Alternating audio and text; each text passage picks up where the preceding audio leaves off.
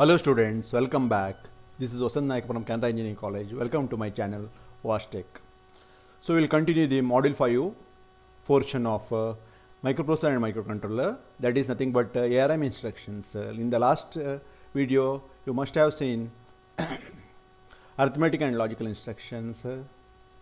So all these instructions are the comes under data processing instructions. So today's class you will see comparison instructions.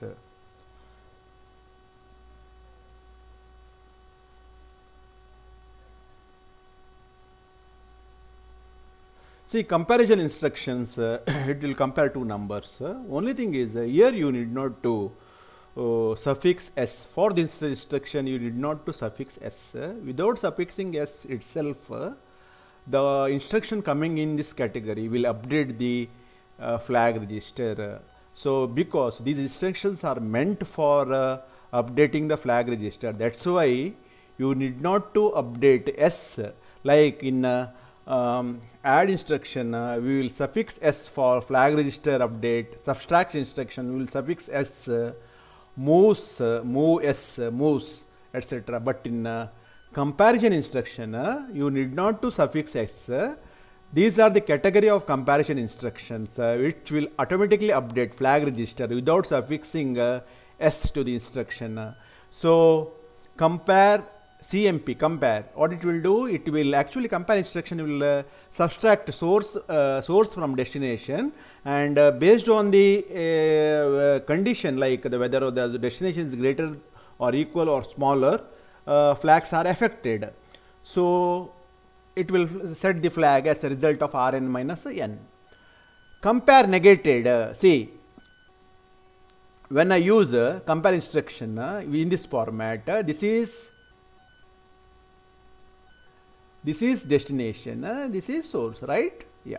So what I will do is when you use the compare instruction like this, it is something like Rn minus n. Agree? This is destination, this is source. Compare negated means negated value of the source is compared. Already this is minus n, and negated that time it becomes plus n. So you can see here compare negated is this one. Then test for equality of the two numbers. Then test bits of 32-bit value, TST, TEQ. These are the other versions of other instruction related to comparison.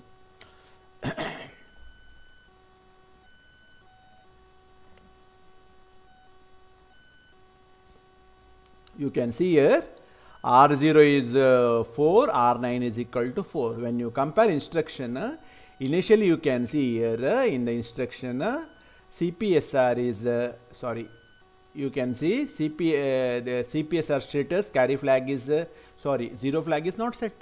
But after instruction, after comparing, 0 flag is set. This indicates both are 0, 0. While comparing, 0 flag is set. That indicates this is equal, both numbers are equal. When both numbers are equal, 0 flag is set.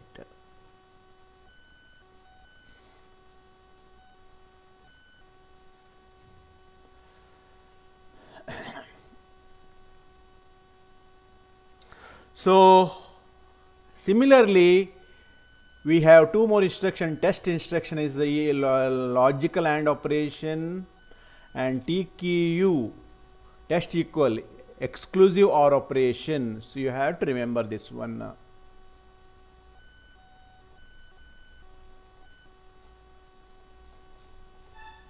Multiply instruction. Multiply instructions, we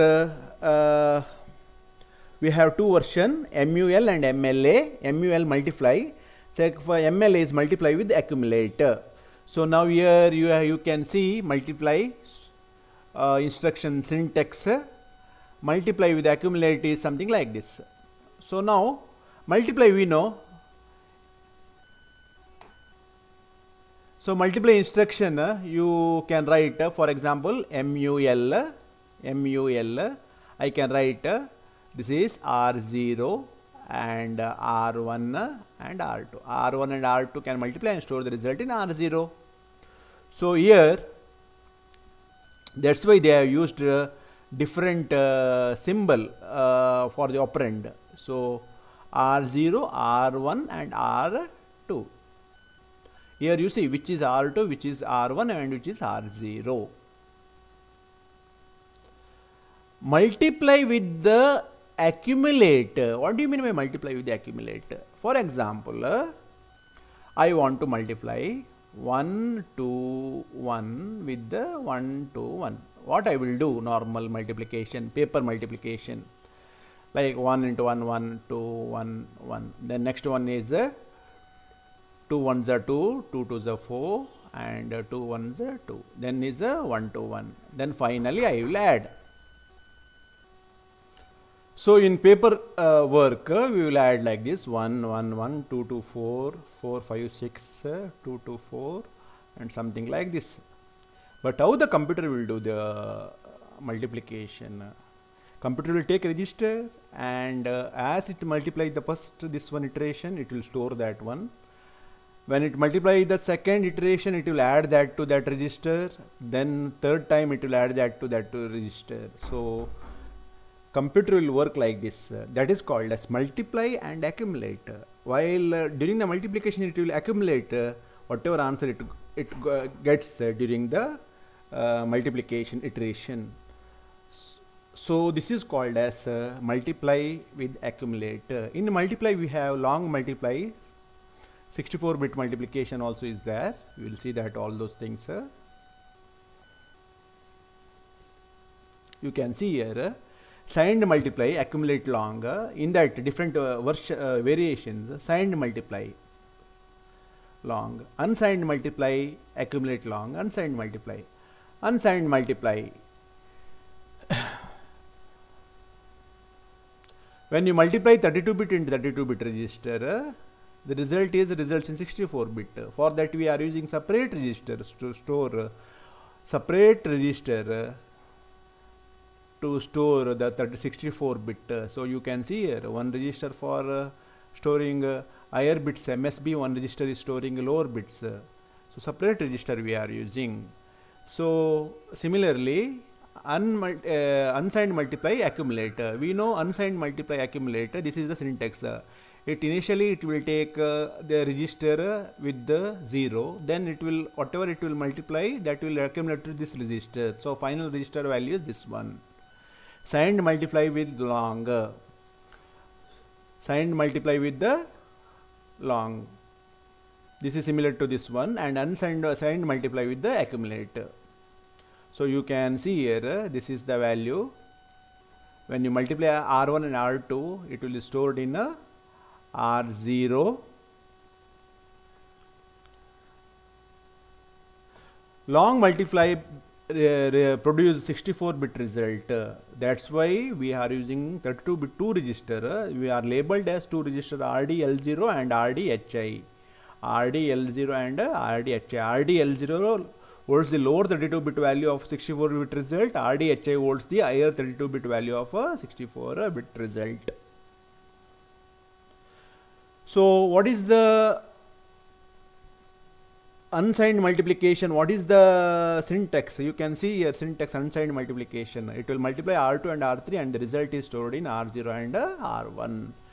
Instead of syntax like this, you can write, you can explain with the example. Suppose if you can't remember syntax this one and all, because it is very easy for us to say like when we explain, but for student when she or he gives the exam, she or he has to remember entire syllabus. That time it is sometime it becomes very difficult to remember syntax and all. That time so you can directly explain. So explain like this.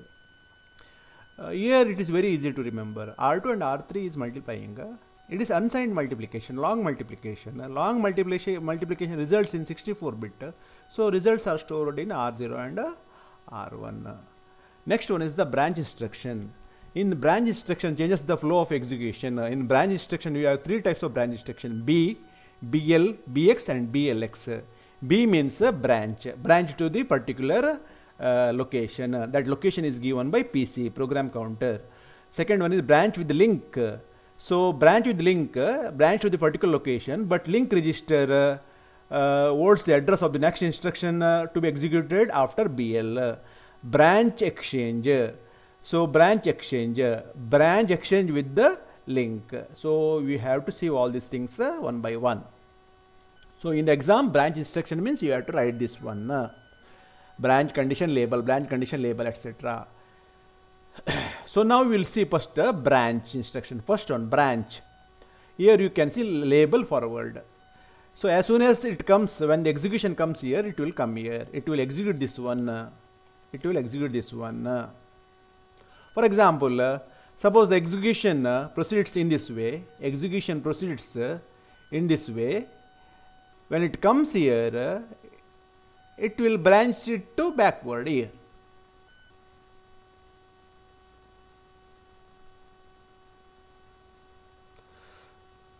So that is B with the label.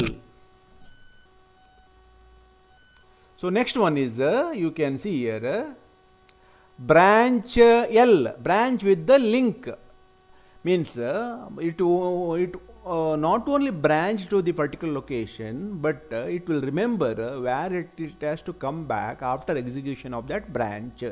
For example, here you can see BL subroutine.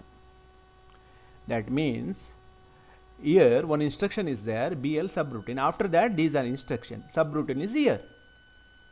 Now, when it branch to the subroutine, then we have program counter or link. We have program counter and link register. Link register will store the address of this instruction, because after coming back here, after execution of this subroutine, it has to come back and it has to start the execution here, right? That's why that is called as branch with the link register. So here it will come, see here in this case, it will come to subroutine. In this case, it will come to subroutine. It will execute all those things. After that, whatever there in the, it will execute the subroutine code. This is subroutine code is there. Think subroutine code is there. Then it will move the link register value to PC, program counter. Then it will return here and it will continue the execution from here. That is called as branch with the link.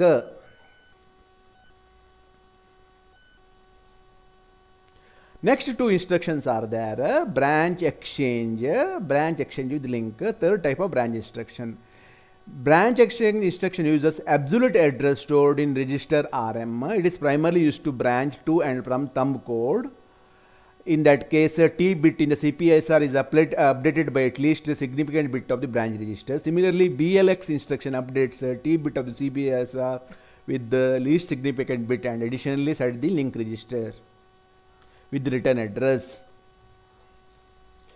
So that is about branch instruction. In the exam, if 7 to 8 marks question, you have to write all those things. Then next set of instruction is load and store instruction. Next set of instruction is load and store instruction. So in the load and store instruction, we have three types: single register transfer, multiple register transfer, and swap instruction. Once we finish load and store instruction, then software interrupt instruction, then program status register instruction. So with that, our fifth module will be over. So now we will see first one is a single register transfer. What is there in single register transfer? So here only one register is used to transfer and load and store. Load instruction, load register, it will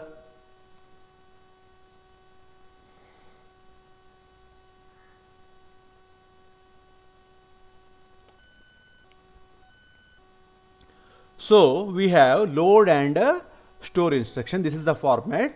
Instead of this one, we will directly move to here, load register. Load word into register from memory. From memory, it will load the register with word. Store register. Store the register into memory. Store the register content into memory. Here load the register. This is equivalent to, if I write here, this is equivalent to pop instruction. This is equivalent to push instruction. See, push instruction means what? Push the content from the register to memory. Pop the content from memory to register. Please remember, pop instruction and push instruction. So now LDRB and STRB, load byte. So I told you people, like in the earlier video, ARM execute 8-bit instruction, 16-bit instruction and 32-bit instruction. 32-bit is a word in ARM. Please don't confuse. In 8086, I told 16-bit is word. Means at a time it can process 16-bit. That is the word length. In ARM, at a time it can process 32-bit because the register size are 32-bit, data bus width is 32-bit, instructions are 32-bit instructions. That's why the word length is 32-bit. Here, 32-bit. Half word means 16-bit and byte means anyway 8-bit. So please remember this one. So here it will load byte into register. It is also same. Then here load half word into register, save half word into register, load signed byte into register, load signed half word into register. These many, if you can't remember syntax, at least you should know which is pop instruction, which is push instruction, and you know what is the meaning of this one.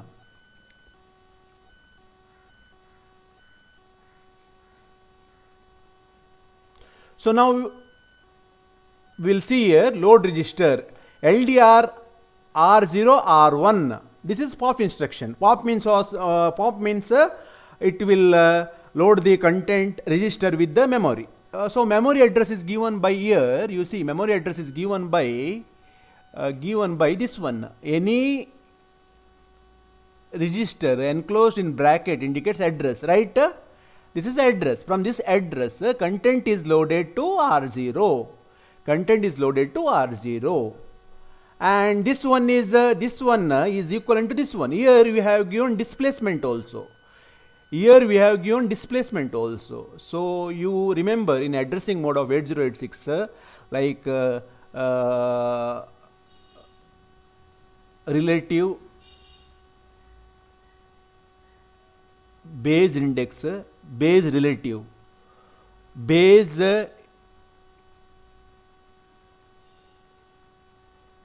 index, base relative. There it is nothing but offset. We are using base plus offset, index and relative, and then one more is the index relative, and then displacement, something like that. For time being, I can't remember exactly. So I can't recall exactly that one right now. Anyway, so here also you can see this is the offset address. This is the offset address. Similarly, you can store. Store is equal to push. So where you have to store this content, this one. See here it is. Now this becomes source and this becomes a destination. Please remember, here this becomes a destination. This is source, right? From memory you are loading. Here storing from here to here. So format is same, but destination and source changes when you see this.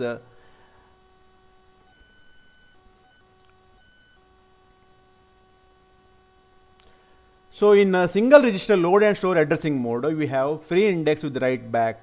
Three modes are there: forced index, free index, forced index. Free index with write back calculates an address from the base register plus address offset, then update the address base register with new address. Free index with pre-index is the same as the pre-index with write back, but it doesn't update the address base register. Forced index only updates the address base register after the address is used. So you have to remember this one, very important. So here you see, here it will use base and offset, but this is updated. This is not updated. This is not updated. Let us see this with the example. You will better understand. Example is here. R0 R1 is given, and now memory with this location 9000 and 9004. Now you see this is the given data. R0 we have one register, R1 one register. Now LDR with this one, it has to form the address location R1. What is the R1? 9000. 9000 content is this one. 9004 content is this one. You may ask why it is 4. ARM is 32 bit. That's why it is 4 consecutive location. In 8086 it is 16 bit word length is equal to, it is 2 consecutive locations. Here it is 4 consecutive locations. So next instructions is something like next location is 4. So this one. Now what this will do? Free index with the write back. Free index with the write back, what it will do? We will see first one. Free index with write back. Free index with write back calculates the address from the base register plus address offset, then update the address base register with new address. So here it will calculate the address from base register. So R1 is this one and offset. So it has got value this one. This value is moved to R0. So now here R0 become this one. After that it will update the base register. Earlier base register was 9000. It will update the base register. This is free index with write back. Free indexing also will do the same thing, but it will not update the base register. See, it will not update the base register. Forced index, what it will do is, it will use the address first, R1. What is there in the R1? This one. And it will move that content to R0. Yeah. After that it will update the address 9004. You try to understand here once again free index with write back. Here given information is R1 is given. ನೋಡಿ ಇಲ್ಲಿ R0 ಮತ್ತೆ R1 ಕೊಟ್ಟಿದ್ದಾರೆ. R0 ಇದು R1 ಇದು. So let us think now. ಈ ಕಂಟೆಂಟ್ಗೆ memory location, ಈ content ಮೆಮೊರಿಯಲ್ಲಿ ನೋಡಿದರೆ ಈ ಮೆಮೊರಿ ಅಡ್ರೆಸ್ಸಿಗೆ, ಈ ಅಡ್ರೆಸ್ಸಿಗೆ for this address this is the content.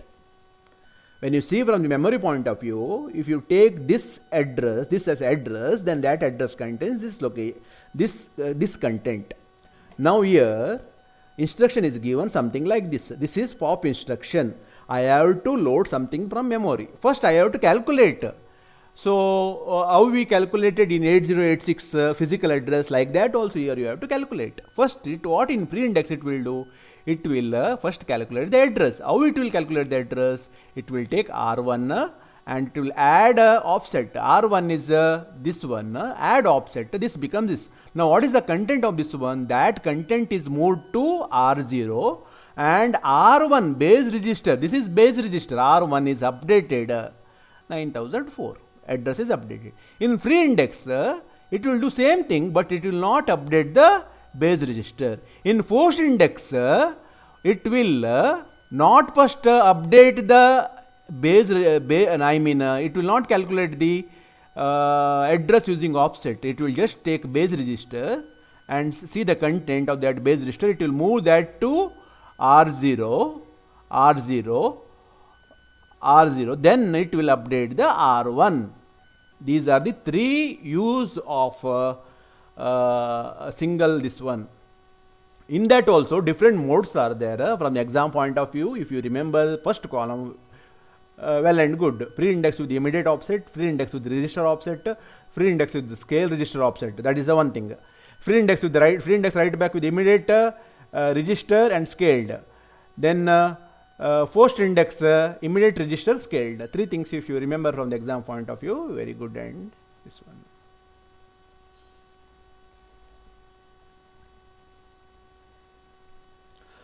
So now we have LDR instructions. So that one instruction is sufficient, whatever I explained. If you want, you can go through this one for further explanation.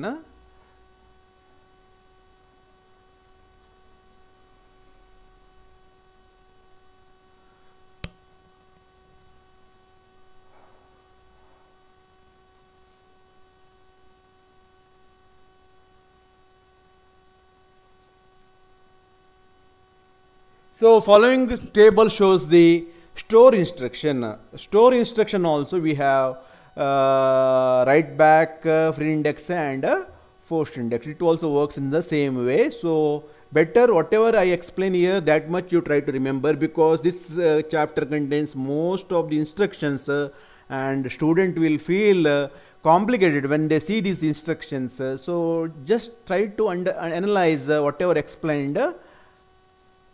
Next, multiple register transfer. So once again, the videos time is exceeded more than 25 minutes. I will stop here, and next video we will continue multiple register transfer.